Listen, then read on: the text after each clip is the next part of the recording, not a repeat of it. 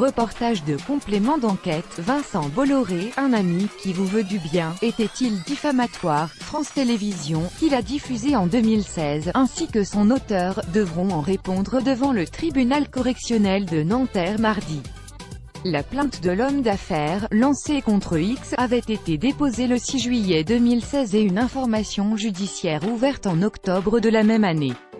En cause un portrait enquête de 72 minutes réalisé par Tristan Walix, Mathieu Renier et Michael Bozo, diffusé en avril et juillet 2016 sur France 2. Plus grand que à lire aussi, le groupe Bolloré réclame 50 millions d'euros à France Télévisions de la Bretagne à l'Afrique. Dans ce reportage qui a reçu le prix Albert Londres en 2017, les journalistes retracent le parcours de l'industriel breton, de la reprise de la fabrique familiale de papier à cigarettes l'OCB en Bretagne, à la construction de son empire diversifié, en passant par la reprise en main de Canal et sa présence en Afrique. Ils évoquent notamment les activités de la Socapalm, société qui produit de l'huile de palme au Cameroun et dont Vincent Bolloré est actionnaire minoritaire. Des sous-traitants, pour certains présentés comme mineurs payés à la tâche, travaillant sans vêtements de protection et logeant dans des conditions insalubres, y témoigne face caméra.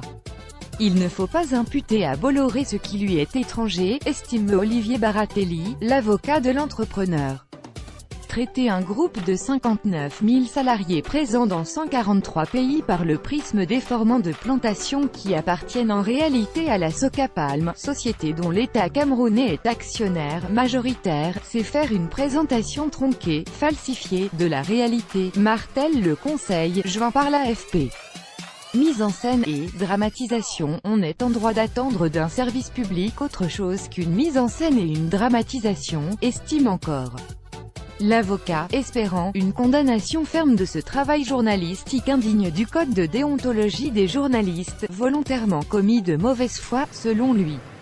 L'enquête portrait faisait également mention d'une prétendue corruption pour l'attribution d'une concession portuaire à Kribi en 2015.